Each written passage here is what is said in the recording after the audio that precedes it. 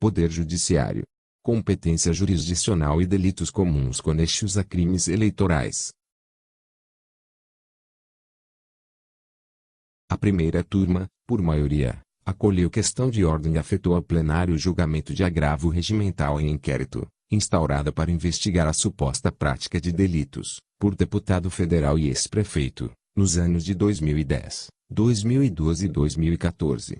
O inquérito aponta os crimes previstos nos artigos 317 e 333 do Código Penal, CP, além daqueles dispostos no artigo 1º, ocultar ou dissimular a natureza, origem, localização, disposição, movimentação ou propriedade de bens, direitos ou valores provenientes, direta ou indiretamente, de crime, inciso V, contra a administração pública, da Lei 9.613/1998 e no artigo 22 da Lei 7.492/1986.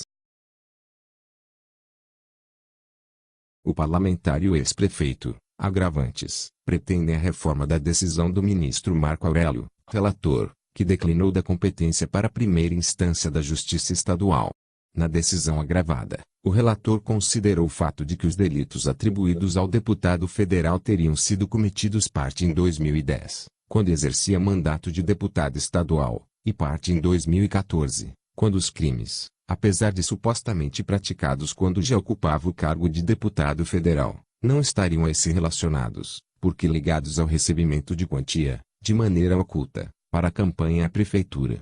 Os agravantes pedem a manutenção da competência do Supremo Tribunal Federal, STF, para julgamento do feito ou, subsidiariamente, a fixação da competência da Justiça Eleitoral. Destacam que a suposta doação ilegal, realizada em 2014, diz respeito à campanha para a reeleição do primeiro agravante ao cargo de deputado federal, e não à campanha para prefeito. Apontam,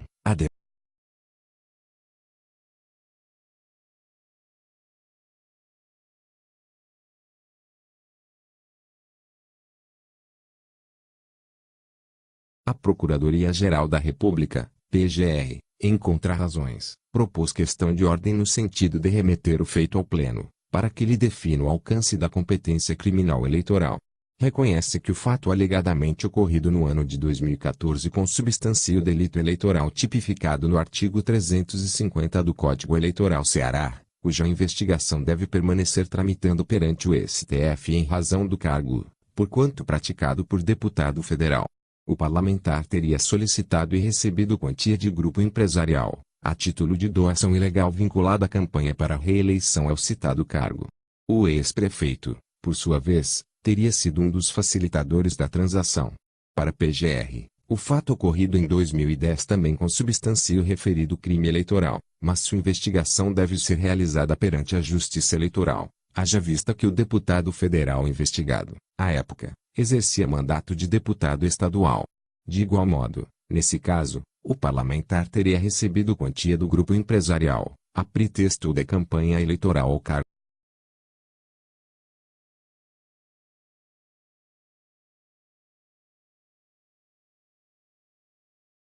A PGR ainda ressalta haver elementos indicativos do cometimento de crime no ano de 2012, relativo ao recebimento, pelo ex-prefeito, de quantia paga pelo mesmo grupo empresarial, a pretexto da campanha eleitoral para a reeleição ao cargo de prefeito municipal, considerado o interesse do grupo na facilitação de contratos referentes a evento esportivo de 2016. Articula com a presença de indícios de atuação funcional do ex-prefeito aptos a caracterizarem, em tese, delitos de corrupção ativa e passiva. O deputado federal teria atuado como operacionalizador dos pagamentos espúrios, inclusive mediante transações realizadas no exterior.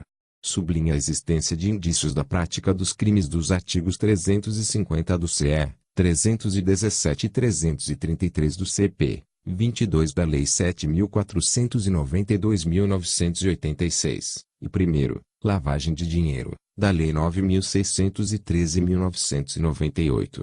Infere a incompetência do STF para investigação quanto a esses fatos, por não terem ocorrido durante o exercício do mandato de deputado federal.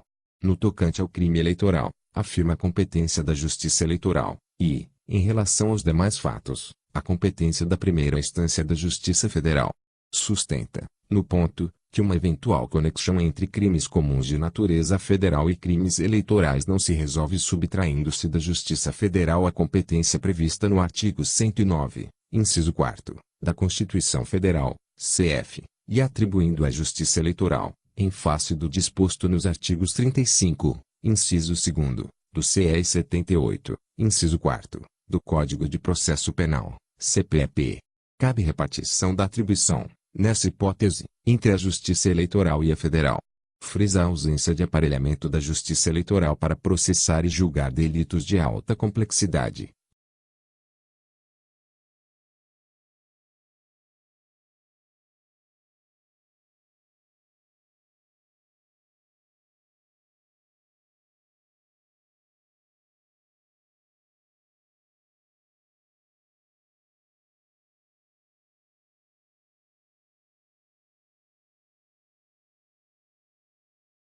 Prevaleceu o voto do ministro Roberto Barroso, que decidiu remeter ao plenário a análise integral do recurso, nos termos do artigo 11, parágrafo único, combinado com o artigo 22, parágrafo único, b, do Regimento Interno do STF, RESTF.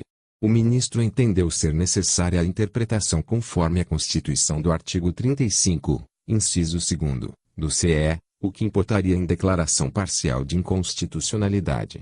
Considerou a relevância do tema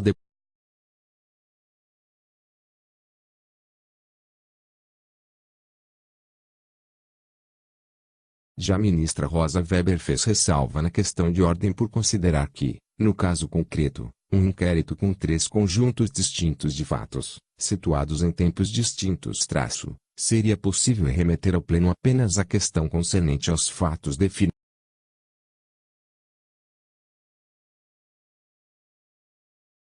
Vencido o ministro Marco Aurélio, que não acolheu o pedido da PGR de afetação da matéria ao plenário, tendo em conta o que previsto no artigo 22, caput parágrafo único, do Regimento Interno do STF, RESTF.